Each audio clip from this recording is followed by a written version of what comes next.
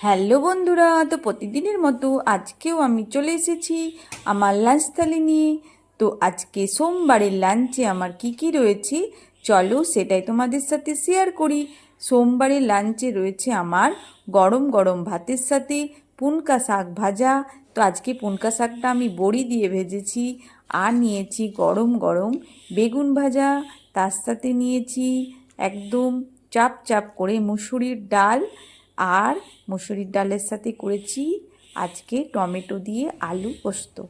তো আজকে একদম নিরামিষ থালি করেছি, কিছু আজকে আঁশ করিনি, একদম নিরামিষ। মেয়ের জন্য, মেয়ে বললে আজকে নিরামিষ খাবো। আর লেবু আর লঙ্কাটা লাস্টে নিয়ে নিলাম। তো কেমন লাগলো আমার সোমবারের লাঞ্চ থালি?